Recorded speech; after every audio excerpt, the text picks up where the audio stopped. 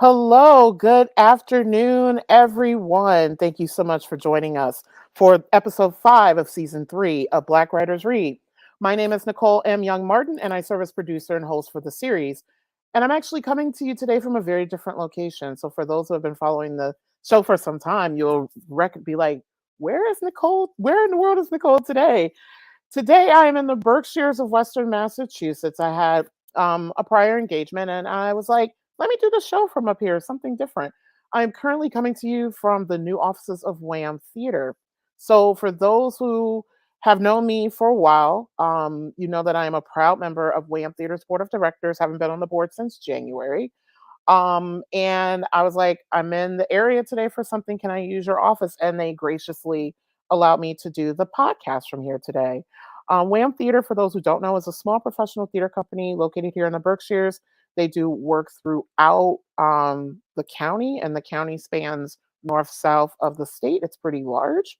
With a social justice activist lens, their work focuses on issues pertaining to women and girls. Check them out online at whamtheater.org.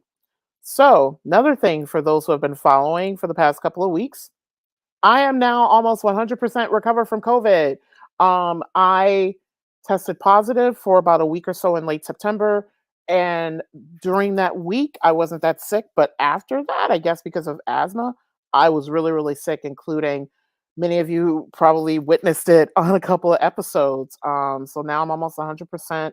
I'm feeling more like myself. And it's good to like hear my voice again, something that I've missed out on for almost 2 months. So let's go ahead and get started because we have a great interview lined up for today. Black Writers Read showcases, celebrates, and honors the words, work, and traditions of Black writers from across the country, across genres, and across experiences across the African diaspora. Black Writers Read is a behind the scenes conversation into the craft and what it means to create as a Black author in today's society. Since starting this series during the summer of 2020, we've hosted over 40 authors representing various genres, including children's picture books, young adult fiction, poetry, urban creative nonfiction, memoir, history, horror, essays, food, and culture from around the globe, including Western Massachusetts, Maryland, Los Angeles, the Hudson Valley of New York State, Washington, D.C., upstate New York, Vermont, Cambridge, Massachusetts, Portugal, Maryland, and Jacksonville, Florida. Today, we add Chesapeake, Virginia onto the list as we welcome award winning flash fiction essay children's literature author Desiree Cooper. We're going to talk about her first children's book, Nothing Special, which was released in October. And also, too, this is the beginning, actually, I think starting tomorrow is the beginning of Children's Book Week. So I'll be posting a lot about that on social media. This book was published by Wayne State University. Nothing Special is a buddy book that spans generations, and it's a love letter to the Black family connections that survived the Great Migration. Desiree Cooper is a 2015 Artist Fellow, former attorney, and Pulitzer Prize-nominated journalist. Her debut collection of flash fiction, Know the Mother, won numerous awards, including the 2017 Next Generation Indie Book Award. Cooper's fiction, poetry, and essays have appeared in the Best Small Fictions 2018, Callaloo, Michigan Quarterly Review, The Rumpus, and River Teeth, among other publications. Her essay, We Have Lost Too Many Wigs, was listed as a notable essay in the Best American Essays 2019. Her first children's book, Nothing Special, received a starred review from Booklist. After spending her 30-year career in Detroit, she now lives in Virginia Beach, where she cares for her mother and her three grandchildren. I am just honored and beyond elated to have Desiree on today. I am a native Detroiter. I followed her work as a journalist while she lived in the metro area. She was always someone that I admired, and I am blessed to have the opportunity to chat with her this afternoon and to add her to the roster of Black Writers Read. To learn more about Desiree and her work, please visit her website at descooper.com. For those who are new to Black Writers Read, here's the format of our show. First, Desiree and I will chat about her work. Afterwards, we'll engage in a conversation, and then we'll open it up to Q&A to all of our viewers if any questions come through. We have viewers joining us from both Facebook and YouTube today. If you have a question, please feel free to include it in the comment section on the platform where you're joining us from today. I will compile the questions and pose them to Desiree following our conversation, if there are any. I do hope that you have some questions. So I'd now like to bring Desiree onto the virtual stage. Good afternoon. Hi, how are you? I'm great. How are you? I'm good. I'm so excited to be here. I've been looking forward to this so much, and I'm so glad Yay. that you are healthy Thank and you. out there, giving your gifts to the world. So I appreciate that so much. Thank you. And just, oh, I remember like just reading your work in the newspapers in Detroit. And I'm like, I have like a, little list of people that I've always wanted to meet. And I'm like, you're one of them. And I'm like, Goodness. I get to check you off the list. Well, the feeling is mutual. I mean, it's really important. I have now learned going into publishing as opposed to newspapering. um, Community is everything, Yeah. and the writers need a way to connect to potential readers and even to each other. Yeah. And so this platform, I think that a lot of times, majority authors already have these networks built in and pipelines built in, and you're building one for writers of color as a way for them to meet their audience. And it's just amazing. Thank you so much. Thank you. And this is exactly why I created, Mhm. Sustained Black Writers Week, because it was originally started as a 1 day event, just to build community for our authors. Because I make sure to get a breadth of people, including people who are self published, who choose to not publish at all. So, like, I've had some performance artists on, some performance poets on, just, the breadth of the work that we do, just to get us all out there in exposure. But then also too, I am a writer as well, and given that I'm in a doctoral program and I've been working on my dissertation and have not been able to do any other creative writing, I'm like, I have to keep my creative juices flowing. So I've thrown all my energy into Black Writers Read over the past couple of years. That's great. So let's go ahead and get started, because I have a couple of questions, and then Desiree is going to share a little bit from her work. So I love starting with the origin story of Mhm, books. mhm. So, for your first children's picture book, what is Nothing Special's origin story? Yeah, so it was very much an accident. However, I will say this. I am 62. My first book was published when I was 56 years old. So I'm getting out there in my third act of life. And my attitude now is to be a genre agnostic. So, Mm. however a story comes to me is how I'm going to take it. I don't say, no, I'm a novelist, so I can't write this poem, or no, I'm a poet, so I can't write this flash fiction. Yeah. If that's how it comes, or if that's what's interesting to me, or if that's what I want to try, that's what I do. So that's kind of the background of where my headspace is. I went to a retreat in 2018. And at this retreat, it was Sewanee in Tennessee.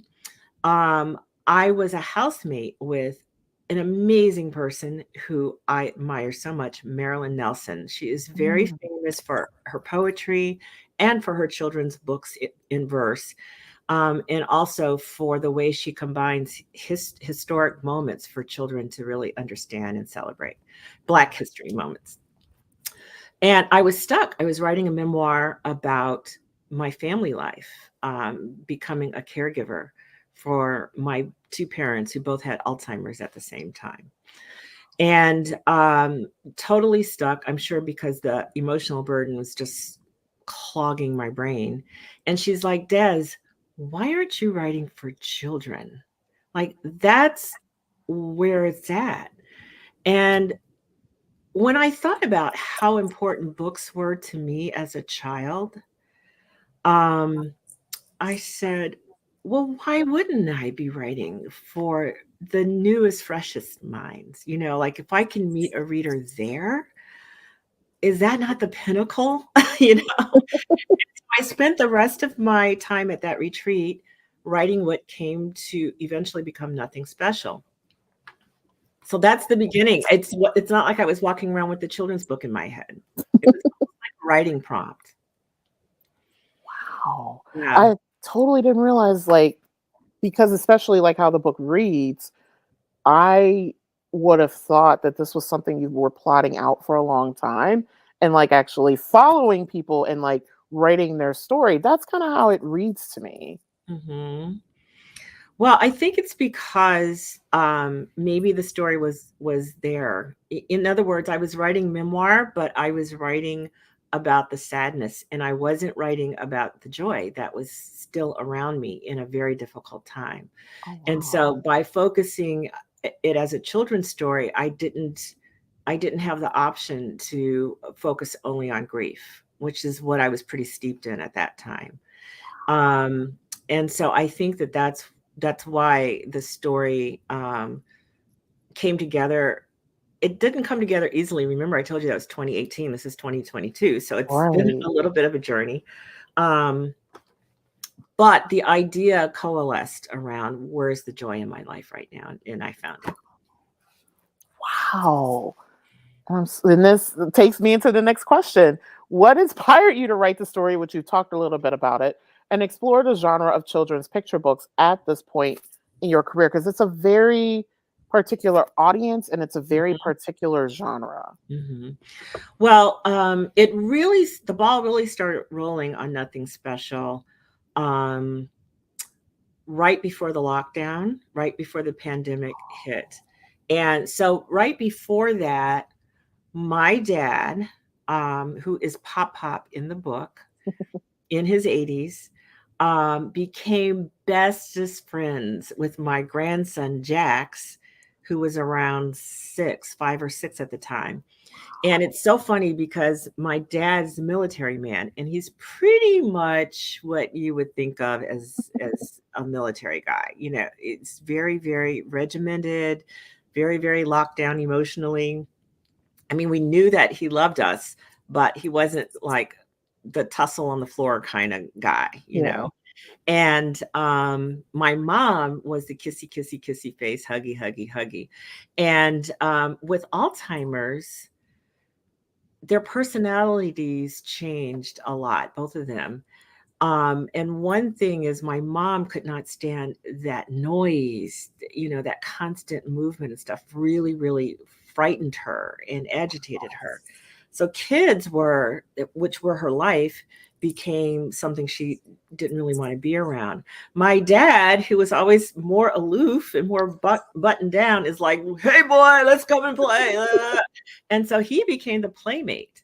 And so watching that very genuine relationship develop it just was like looking at a whole new aspect of my dad, and really realizing, my God, and in the book it's granddad and grandson, but in real life that was great granddad and grandson.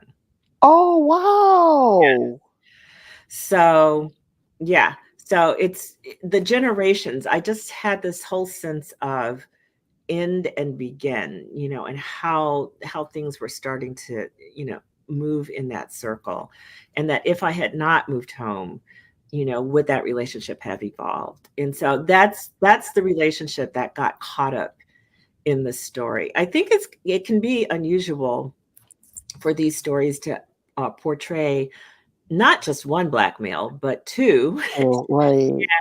in relationship, the grandfather, especially in the black community.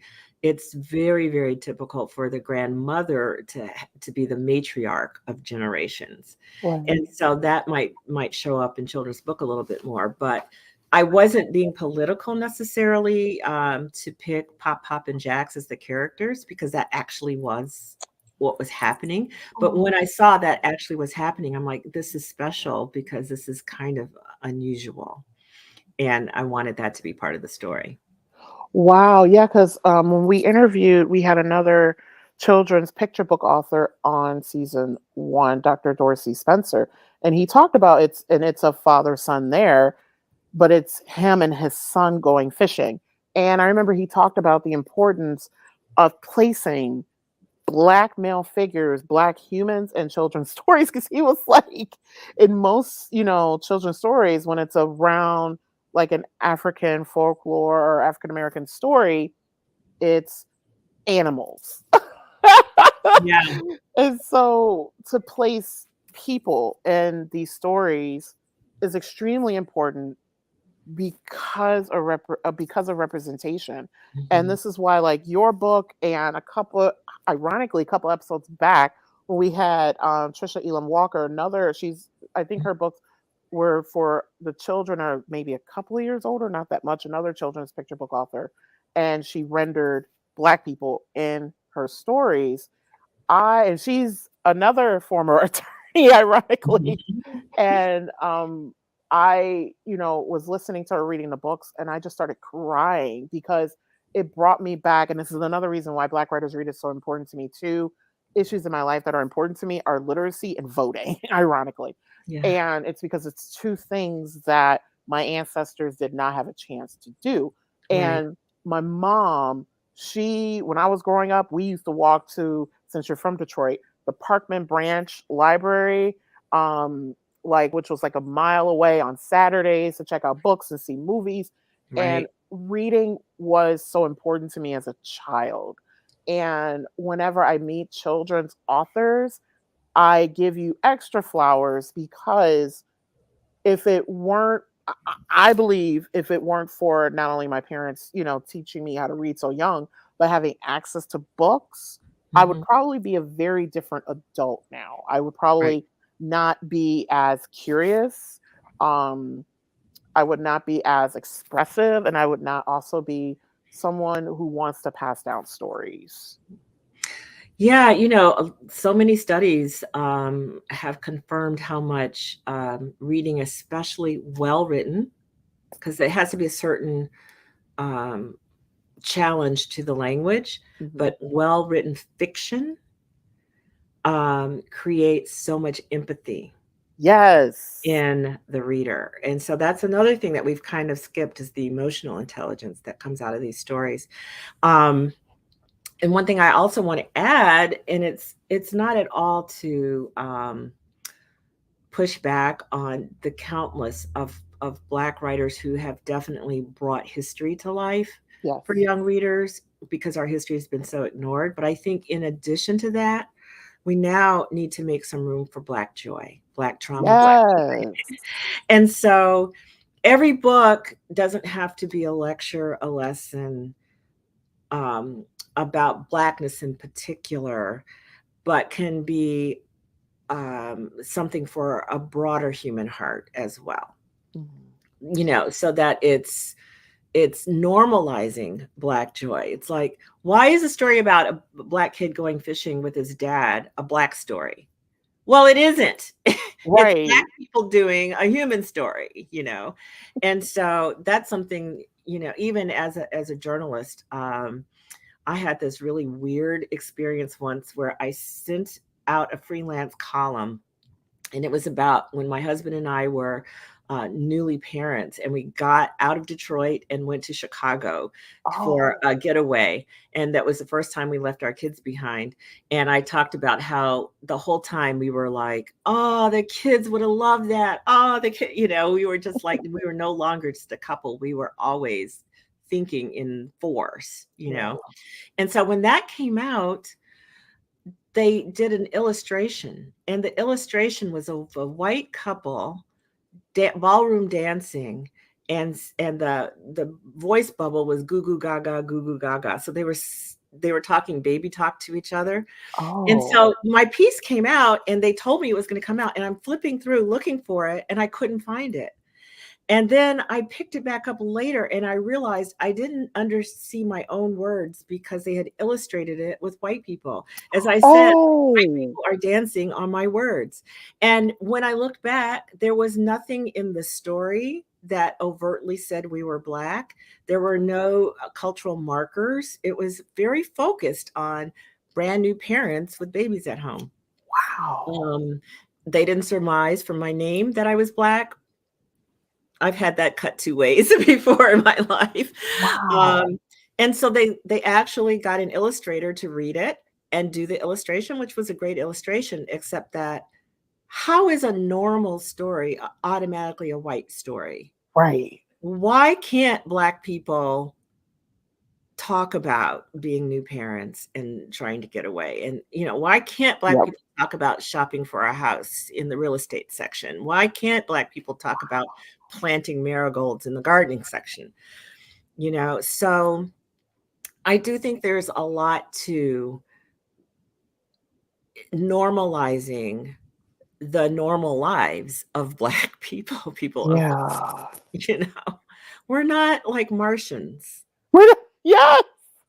There's just a lot that's just exactly the same way you put on your pants is what I'm doing too, Yeah. and I think people don't believe that because what you always see is the abnormal, Yes.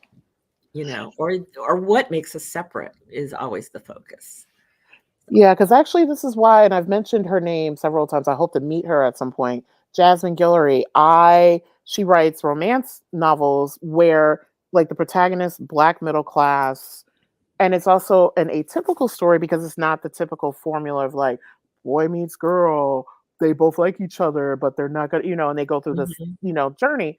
And I love reading her books because not only is it so much joy, but it renders a life in books that I never saw for myself in terms of like the romance and like the being pursued and having, this the biggest piece, having this job that is not my sole identity too. So there's a lot that I love about her Mhm. writing, but Mhm. writing about Black joy, and I do need to do that as a topic.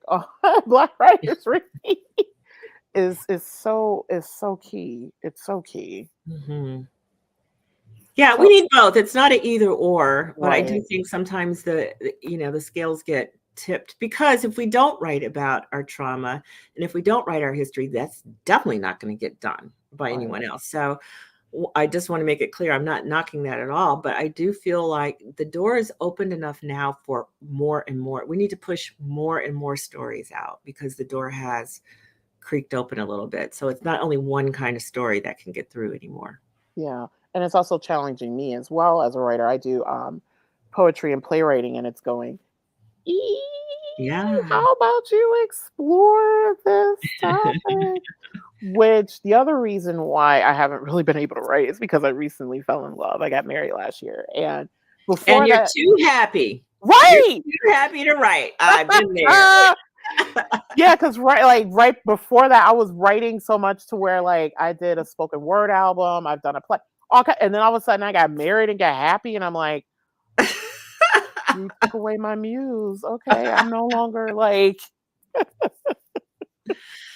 Right. you So know, then you deal in the cosmic and you deal in meaning, you think about that kind of thing, like yes. why that person, and you can fictionalize it. I'm not trying to tell you what to write, but I'm just Oh saying when yeah, you're happy, then you have space for miracle.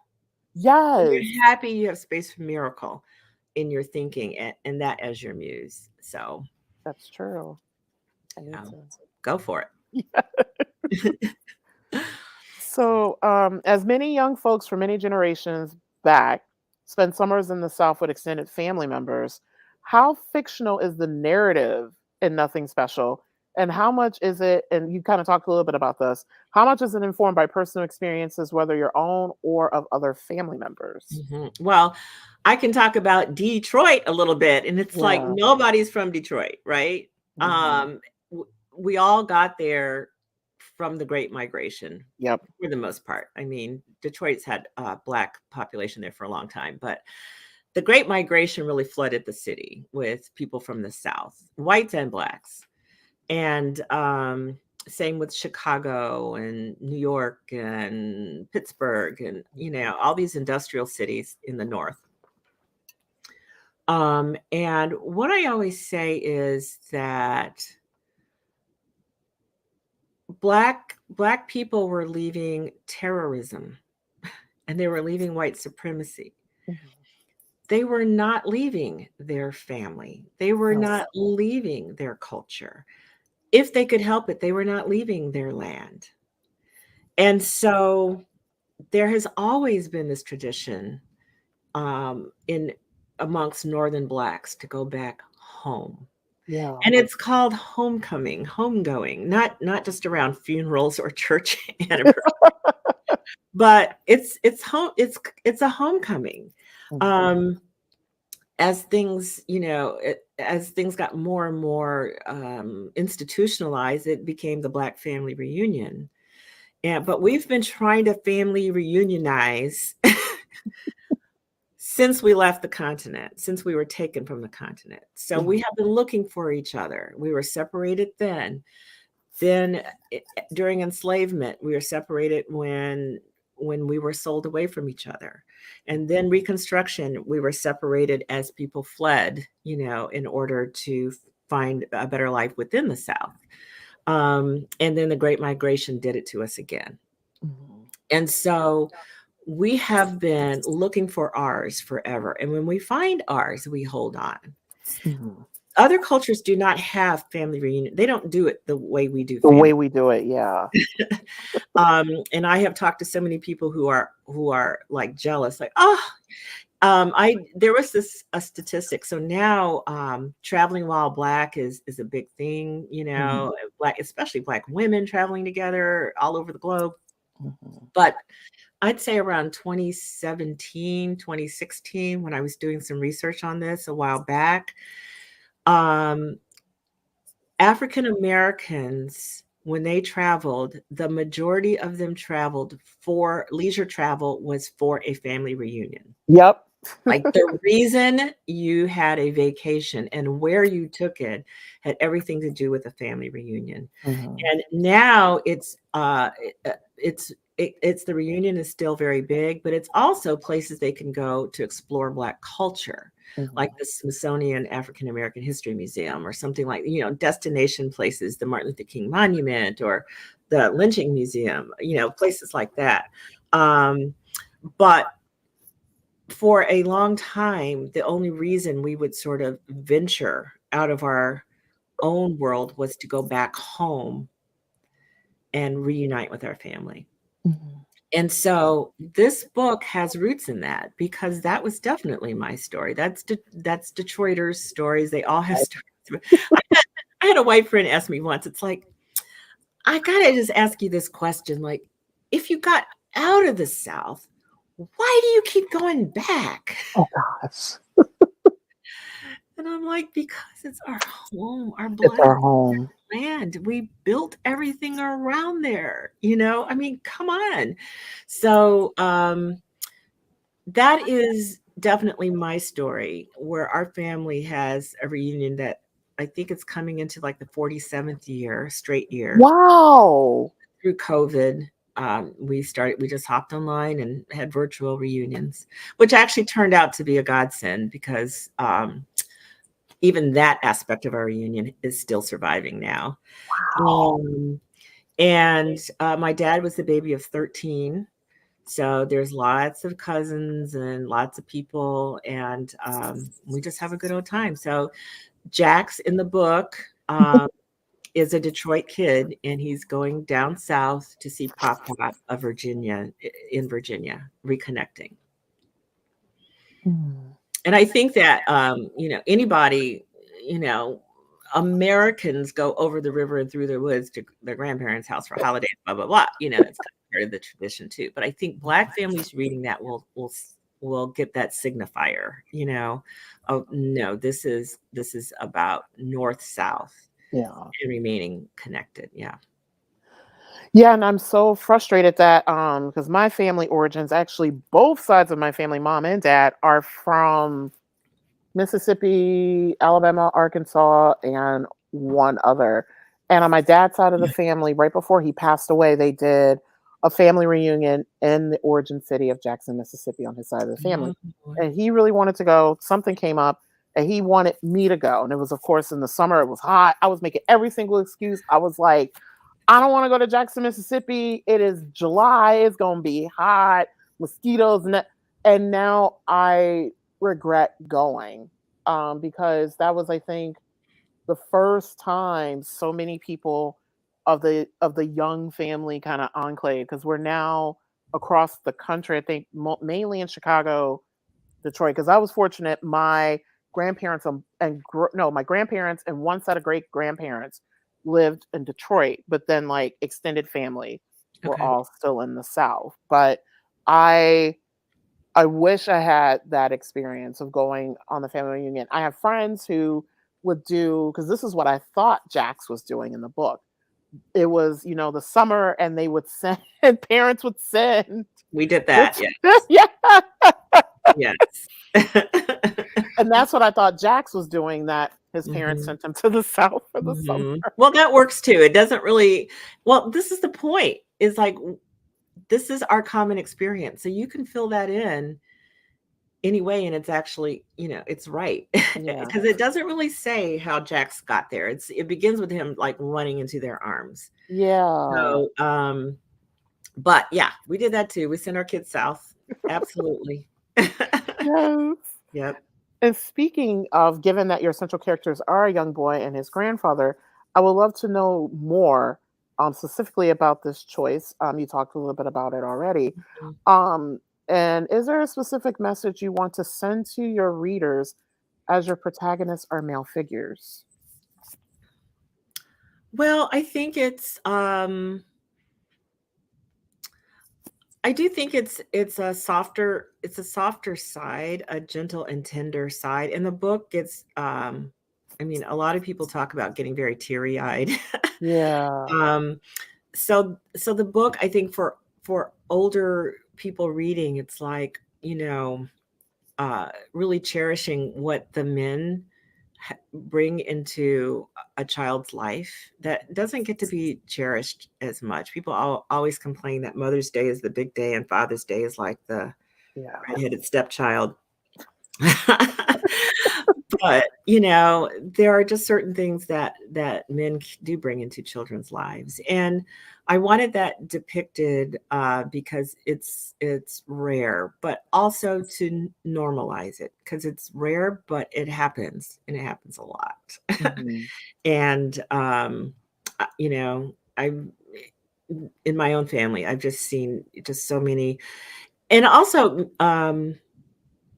not necessarily. This is something else that I think has also been very typical in the Black community, Mhm. maybe others, but the idea of fictive kin is what it's called, Oh, is adopting people as uncles, adopting people as grandparents. You call everyone Auntie so and so. yep, Call everyone's your cousin, yep. um, and people end up living in your house, and you don't even know like how they got there, but they stay for 10 years. You know, Um, and so it's not, it doesn't have to necessarily be a blood relationship, but the idea of what elders bring into lives of children from the Yeah, vantage point of the men. nice. And then also too, I thought was interesting about the book. It takes place over the course of a day. It seems like. Mhm. So Jackson, his grandfather, they do a lot in one day. I don't want to give it away because I want people to read the book. So why the choice of the story taking place in one day? I think, just so that things are really happening, and the Mm, kids aren't bored. And we're going to talk a little bit about the actual images, but so that every time you turn a page, it's a new wonderful thing that's yeah. like, what are we doing now? Yes.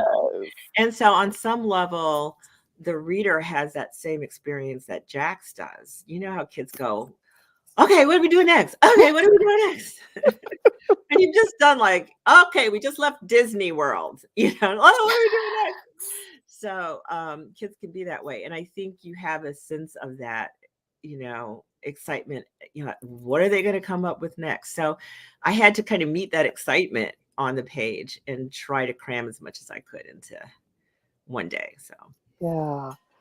And then the next question that I have, which I'm so excited to transition into this next section, we'll go into the book a little bit. mhm. Nothing Special is uniquely African American. Besides using personal stories, what other cultural artifacts did you use to write the story? Okay, so we are definitely going to peek inside the book a little bit. So if you can get me to our first page, Nicole. Okay, so this is one of my favorite pages in the book, and I'm going to just read what it says because I know you guys can't necessarily see it.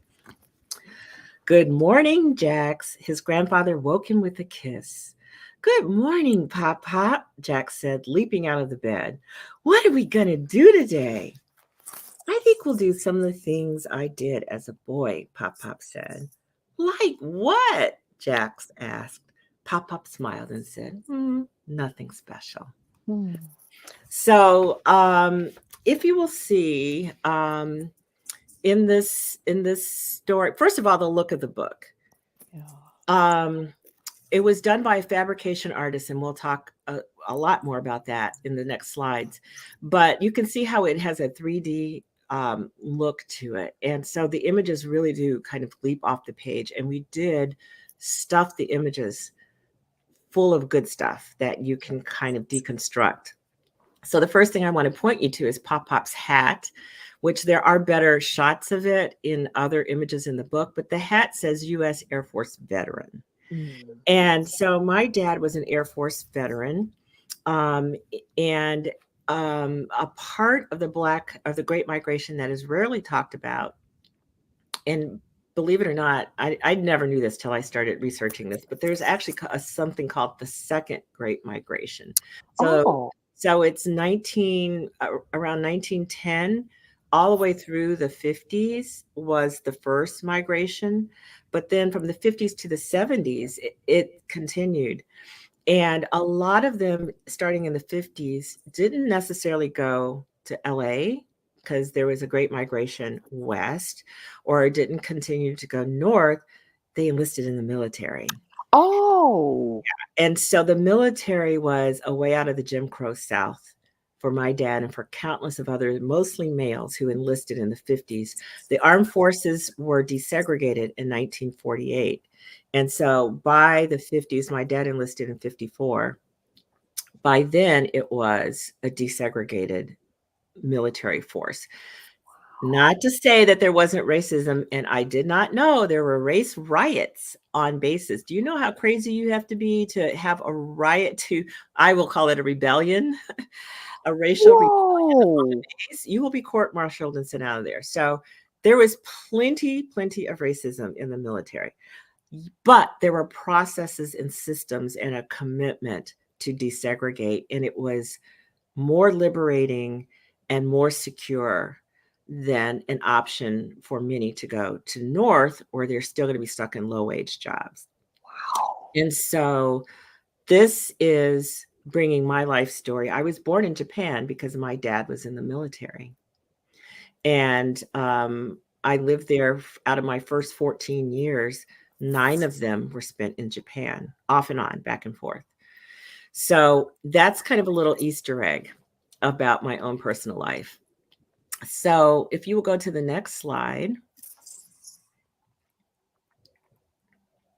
Here's Beck is the genius illustrator of this book. And I'm going to tell you, Nicole, I'm the writer, whatever. What makes this book so different is the art. And this genius woman made everything you see in the book. Everything you see in the book was handmade by her and then photographed. Yes. Oh my God. So here you see Jax and Pop Pop. You see how little that hat is? It's an embroidered hat. Okay. All right. Go to the next slide.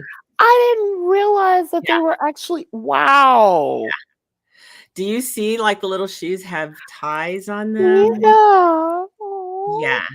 And she sewed those clothes onto the characters. Pop Pop never changes his clothes, but Jax has 2 changes. So the slide that we saw at the beginning, he was in his pajamas. And this one, he's in his day clothes. And so we had to figure out what needed to be in the scenes with pajamas and do them and everything for those scenes, and then figure out scenes that need to do with other clothes, or else she'd have to cut them off and sew them back to do the scenes in order. Wow. Yes, this is how detailed. Let's look at the next slide. So, yeah, this is them. I know. This is them in process. Do you see that there are 5 toes? Yes. 5 fingers, 5 toes. And the details on the clothing, like the rip in the jeans. Oh my Yes. gosh. And I don't have the slide. I was looking for it madly and it wouldn't load. So I'm going to have to put this into this. But those characters have butt cracks. Yes. That's how much detail. She says, well, the pants have got to fit right. And I'm like, but who cares? They're dolls. Yes. Yeah. Naked, they have butt cracks. So that's just the detail. Wow. Okay, next. So that's Oh, my real dad. wow. That's my real dad, and that's the character. Yeah. Exact same clothes. Yeah. That hat. That's my dad. Oh So you my can God. imagine how it was very shocking for me to see him materialize. My dad was already gone. And it's almost like I had to watch him come back to life in these pages. And it was beautiful and hard. Oh, Yeah. wow. I'm about to cry. Oh my No, God. girl, it was something. Yeah. Wow. Yeah. Next. So, and that's Jax and the doll Jax. She would kill me. I said doll. It's character. She's an artiste. It's not a doll. But yeah, Yes. soft sculpture character. Yep. Wow. Yeah. And so there's a corn shucking scene in the book, and she got it because I sent her this reference of them shucking corn. And so she fabricated everything, but the corn silk on the soft sculpture is real. She is real. Nice. Next. So you Oh, can see how this gets integrated into, this is a part of an actual page in the book.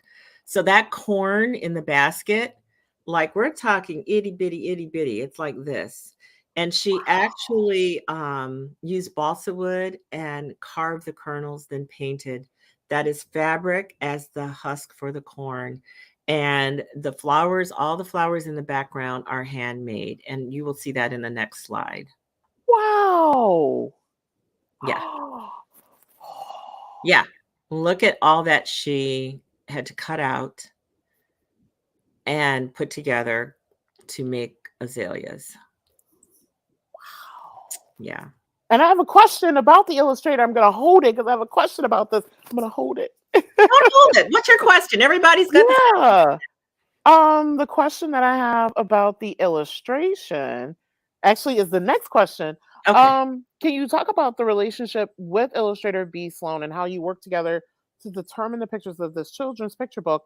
And then how long did it take? Like, how long was her process? Because all this stuff is Yeah. just so detailed. Yeah. It should have taken her a year, and she did it in about 4 months, which is beyond belief, just beyond belief.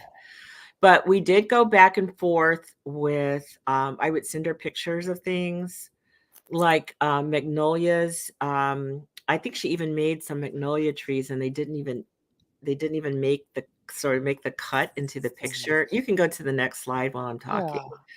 Yeah. So here's another page out of the book. Now you have to remember, all of this is fabric. So the water is fabric. The pier is constructed and covered in fabric. And then, of course, the Jax is. So if you go to the next slide, this is the crabs in the making, and you can see the size of them. So those are balsa wood carvings, and then she hand painted them. Yeah.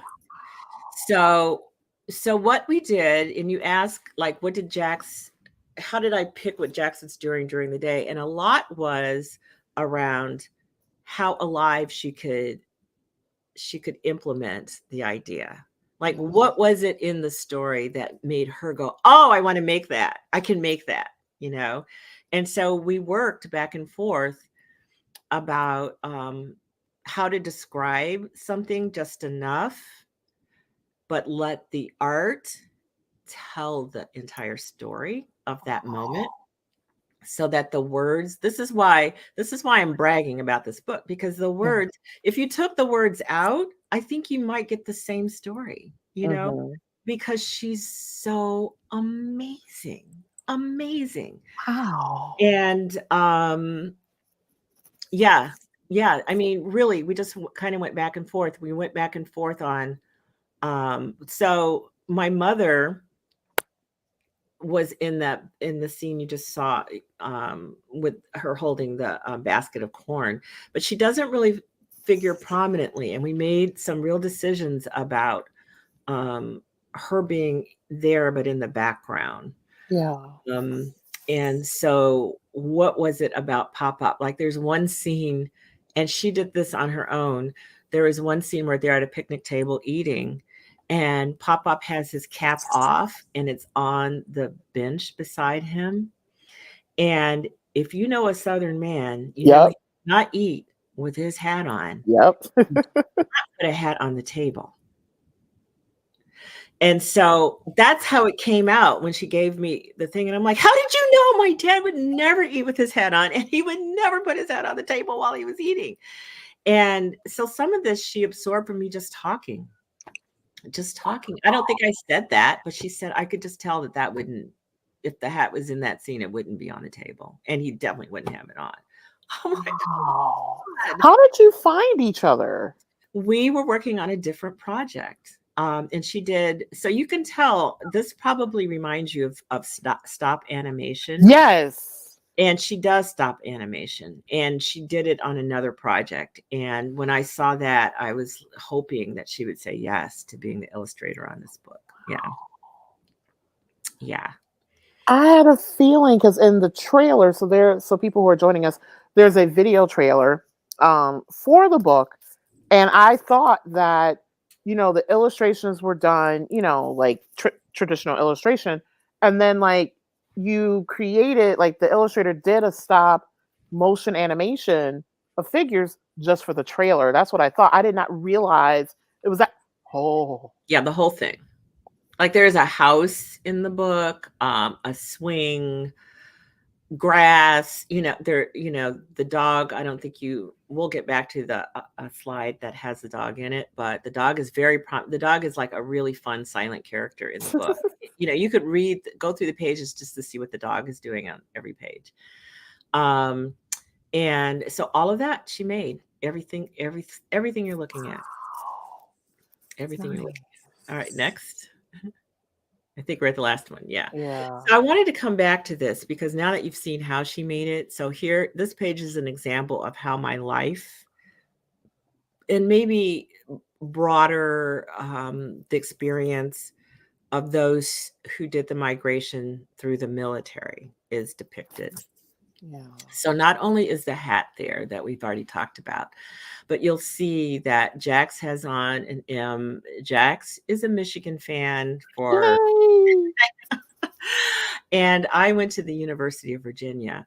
And so that pennant is for grad school. So that pennant is there on the wall. And what that shows is how, through the migration, through the military, a Black middle class life was achieved. Yes. And that was the gateway for, because before then, you may not have had a Black family that would have had any kind of ties, much less educational ties, to Michigan and Virginia. Yeah. How does a family launch in those different directions? And it was through the military in our case. And there's the doggy. You only see him hiding under the bed. I always love the little pads on the paws. Yes. That's just how much detail she's done. But of course, we have the iconic quilt, right? Yep. And you can't even talk about Black history without talking about a quilt. Yeah. And in the book, it might be a little bit easier to see, but the pictures on the wall are actually my family pictures that she just shrunk down and added to the frames. Wow.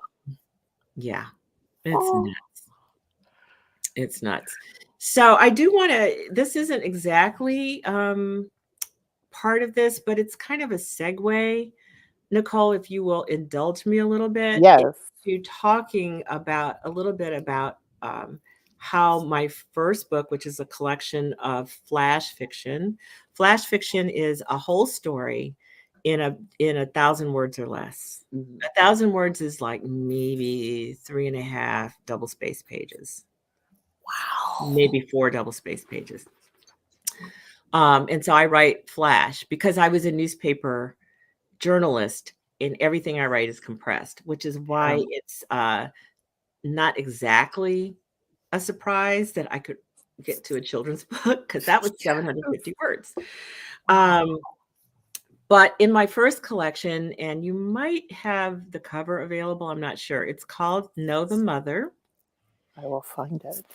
As you're talking, I'll If find not, it. it's called Know the Mother. And it is a collection of about 31 flash stories. And that was also published by Wayne State University Press. Nice. And there's a story in it called In the Ginza. And if you had some time, I was going to read from that for you.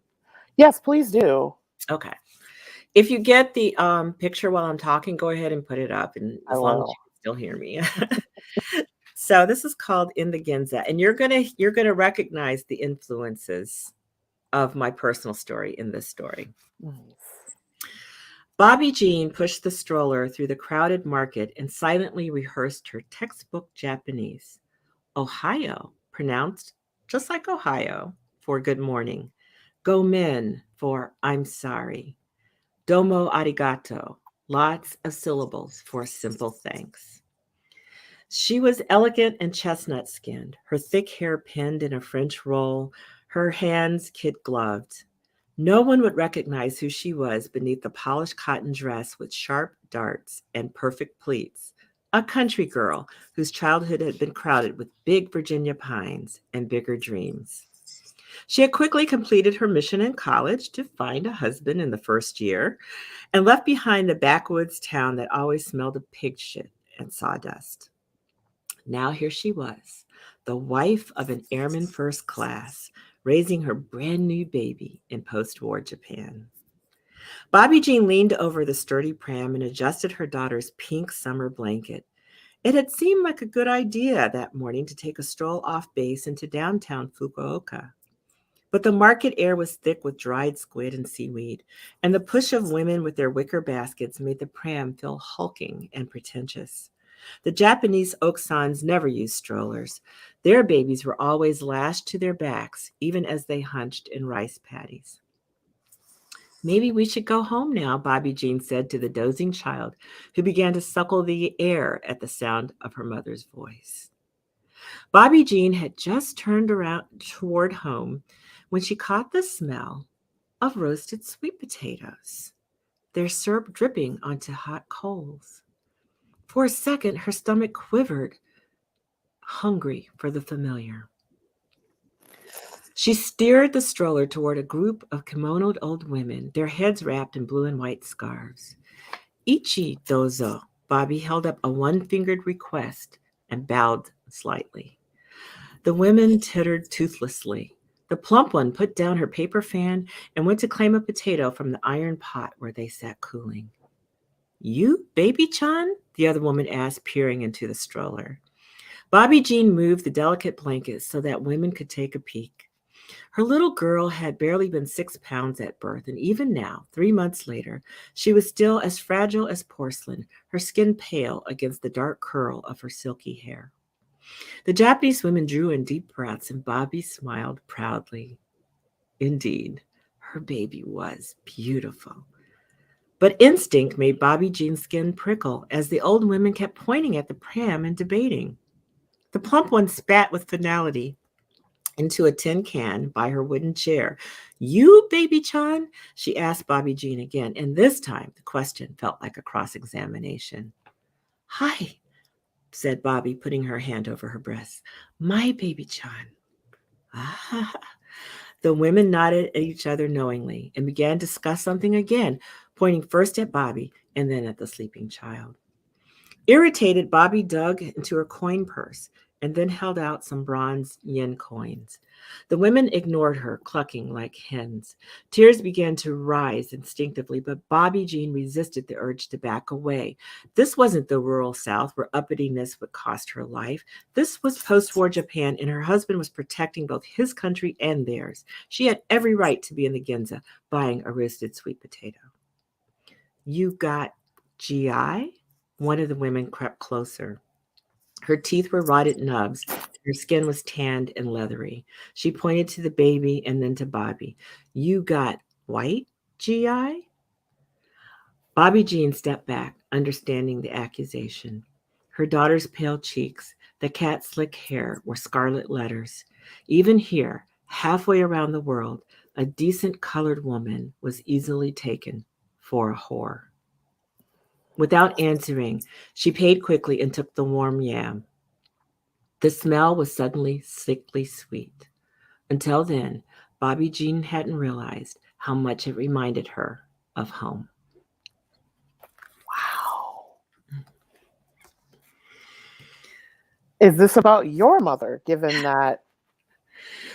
It's about my mother, but it's about how even with the migration and going around the world and being American, supposedly protecting your country, but also the Japanese from further invasion, well, locking down the Japanese, basically. They were still Black people just like they were in the country in Virginia, right? Yeah. Jim Crow had followed them everywhere. And even the Japanese had picked up the stereotypes and believed them about the Blacks in their country. And so even though there was that connection of the yam in eating the sweet, and my mother loves sweet potatoes. She still does. She's 89. I can give her sweet potato as a meal and she will eat that sweet potato. But even with that connection, that surprise of knowing that Japanese ate them too, just like that, just hot on the coals, and and how much that was a connection for her. It also was a connection to racism. Wow. Right. And so that's part of the story that's, it's not directly in Nothing Special, but the undercurrent of what families experienced and the distances that they went and the lengths that they went to remain connected to each other, because there was really no escaping Jim Crow, right? We all learned that the hard way, that even when we went north, west, some went to Mexico, south, some went to Canada, others in the military, it followed us everywhere. Wow.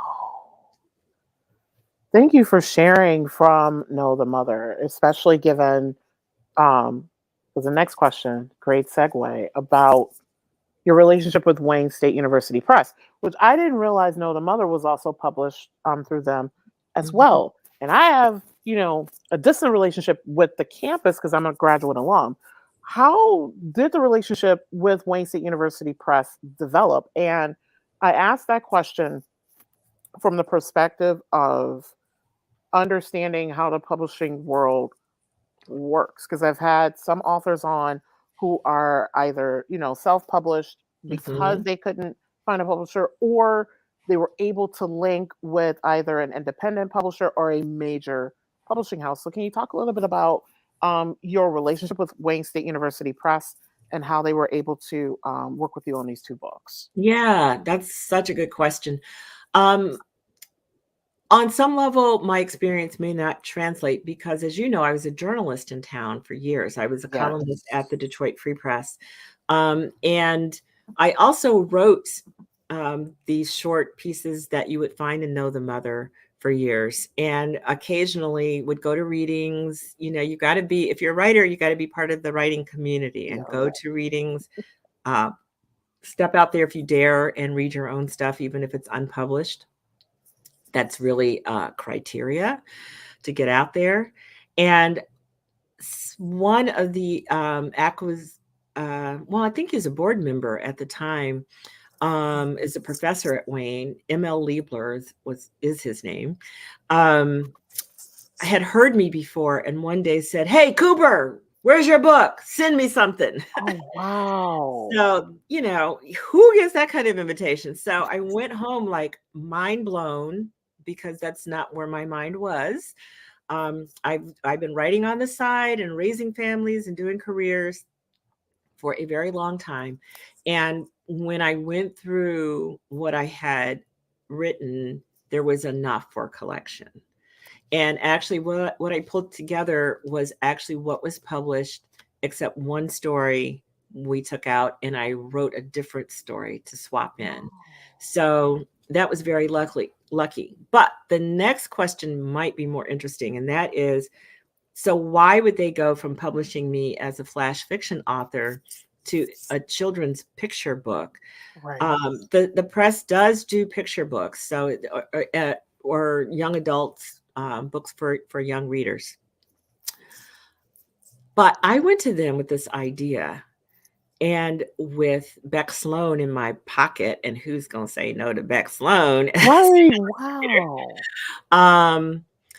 On purpose. I mean, I feel like I have the book, it lends itself to that old joke. Like, it's not nothing special. I mean, the art makes it very special to me. To me, it makes it jump out. And I was afraid that a major publisher, if I was lucky enough to even be considered, which is not a given, would make me work with their illustrators. And this happens all the time. So people that don't know this, often your book cover, your title, if you are doing a children's book, the illustrator are all controlled by the publisher. I did not know that. Yes. Even with Know the Mother, the cover, it's very typical for the press, for all genres, to have control over the cover. And they have internal designers who do that. And I really negotiated for the cover that I got for Know the Mother. And that's unusual, but I was very committed to that art. And that's a whole nother conversation. But knowing how it worked, I did not want to be published by a major publisher. Oh. Yeah. I wanted to go to a known entity, a press that I had a relationship with, and I wanted them to take us both, Beck and I, as the partners for this book. And I didn't want it taken apart. And I wouldn't have had that level of agency. Maybe I would have, but I don't think so, if I had gone to a major publisher. So people think like they want to be with the big five, and they want to, I can't wait till I get my big contract. Well, you lose a lot of agency when you go. There's a lot of cooks in the brew. And I'm not opposed to that, but I just had a very specific artistic vision for this book that I just didn't want to have to, like, come on, people, look at it. Wow. Look at it. It's gorgeous. And it's not to say that it wouldn't have been something different and better, maybe, but it wasn't going to be my vision. So I'm like 1,000% behind this book, behind Beck and Wayne State University Press for allowing me. And, I have to say this about them on my first book. Who knows what flash fiction is? Nobody. Who's reading flash fiction? I mean, at this point, it's getting up to be a little bit more vogue, but the editor never once said to me, make it longer, or I like that story about the woman in Japan. Like, why not fill that out and do the whole book about that? Like, there was never that conversation. She completely respected the fact that I write flash fiction. I'm not writing a novel. This is a genre. So you got to meet me in that genre. So I think sometimes when you go to bigger even your agents, if you have an agent, they will send you stuff back and say, I can't sell this. Like, nobody's reading flash. I can't sell this. So it needs to be linked short stories, or you need to pick one of those stories and make a novel out of it, because I'm not going to be able to sell flash. Wow. Got it. I mean, I'm old enough to know that I'm probably not going to, go on easy street as a writer. It's hard to do. And that's probably not going to be what happens. And so Wow. I'm in a position at my age to say, then what I care about is the art of it. I want it to come out the way I feel comfortable with as an artist. And so I made those choices to preserve that. Wow. Yeah, but it's not a choice that was going to make me a bestseller, right? Necessarily. Right. But Wow. I'm happy with the outcome. Wow. So do you think this is a question that I did not submit to you prior, so Mhm. my apologies because you are Pulitzer Prize nominated. Do you think that your reputation as an author is assisted by the fact that I think you are a highly reputable journalist. So do you think that already having that clout in the community of telling stories already gives you the platform to, even though you're not with a major publisher, to still get your work into the hands that they need to be in? Um, I honestly, I think that my work in journalism served me best as personally as a writer. Like Mm, that, it gave me the chops as a writer. Um, and it didn't hurt that, again, at the point you're making is I went to the press in the city where people knew me right. as a journalist. So that's a huge leg up. You know, that's a huge leg up. Who walks into a press and says, "Hey, look at here, you know, I got this." You know, it's very hard. Yeah. But um I know the mother went past my community, my Detroit community, and got some national, and it's still a steady seller. That was Yeah. 6 years ago. Not a bestseller, but still a steady seller. And I ended up doing a lot of talks in colleges in particular around the stories. We would have this kind of talk, like a craft talk, but also gender studies and race Oh. studies and all kinds of things that come up that were raised by the book. So that's where sort of a livelihood started to happen, is by me speaking. Um, and that's how the visibility of the book got past my community in Detroit. Wow. So all that to say is, yeah, I mean, I certainly have networks and I certainly have, I think, a leg up because of my experience as a writer. But when you have a book, you have a job. And it's Mm. not an easy job to sell books. And so that's something that new writers really have to think about, because I don't care how fancy pants you are. When you get that book published, the publisher, if you're lucky, has about 3 months to spend with you, but they got the new list going on for the new season, and you quickly become a bridesmaid. You're not gonna be up in front in your bookstores, independent or chains, for long before they're switching out for the holiday books, for the, you know, whatever is happening.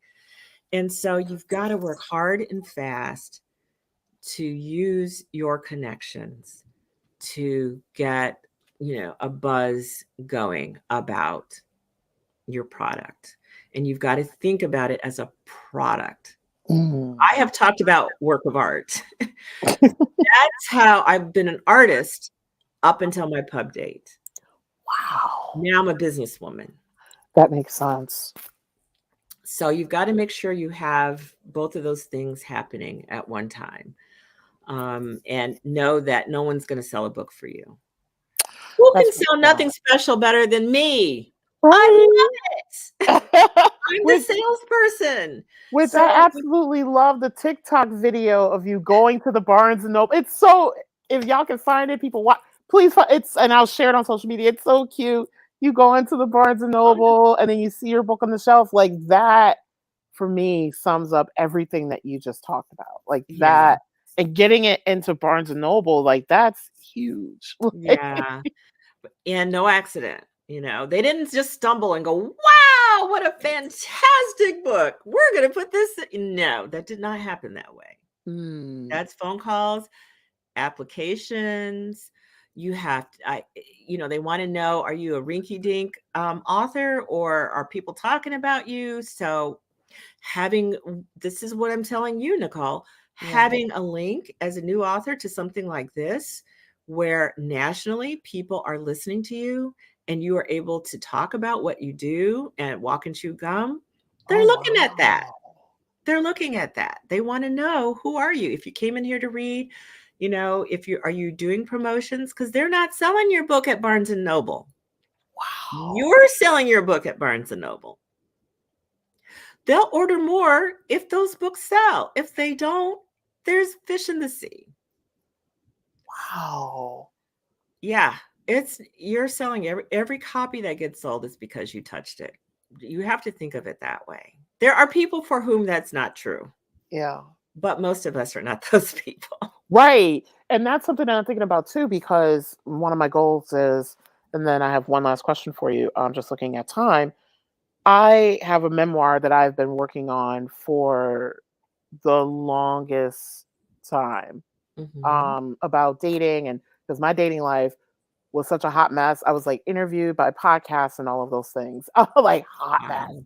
And I really want to get the memoir published. And I'm just like, okay, it's kind of not a controversial story, but it really questions like gender norms and how they're constructed, and how heteronormative dating kind of, men and women, the ways in which we're taught, they kind of collide. And I'm just like, how can we keep the world going and birth more babies when we're taught like how to do and so just from this is another reason like why I love Black Writers Read. Selfishly, each episode for me is a master class for myself. Like, I've learned a lot about the industry. I've learned a lot about craft just from these conversations. So trust me, I mean, a question I have for you, and forgive me that I don't know the answer to this, but have you published an essay or a part of the memoir?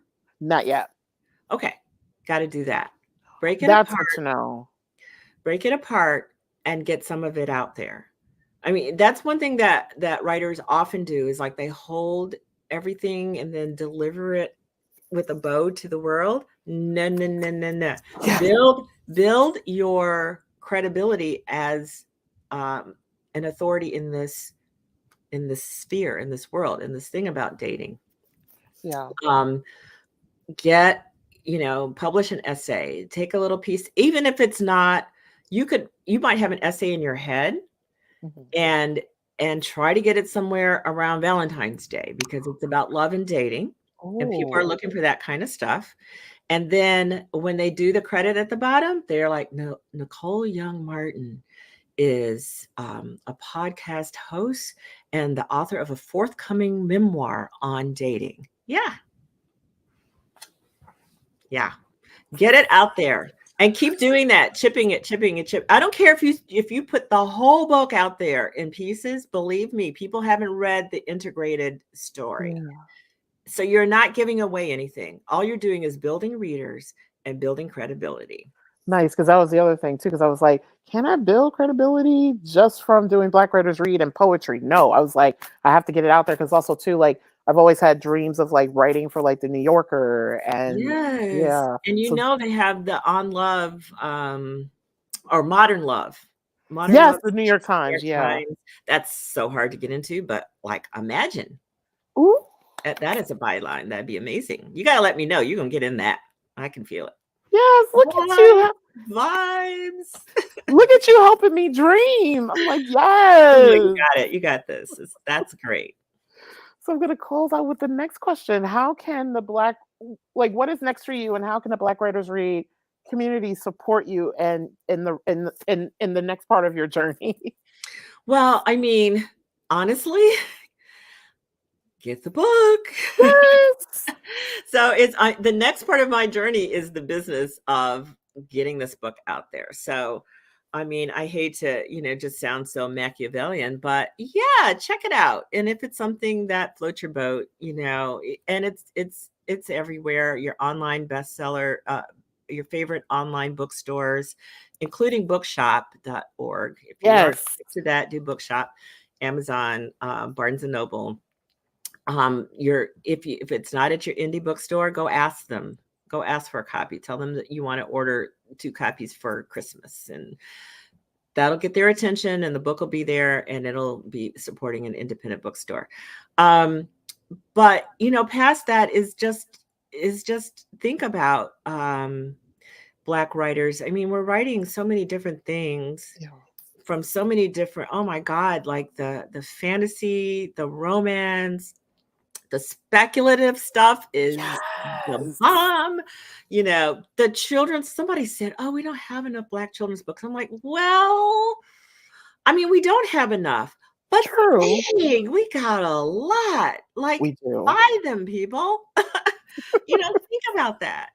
And get involved in communities that can help you elevate your own craft. You can do, I call it kitchen table MFAs. You can do that from a lot of places. That's true. When you get in community with other writers.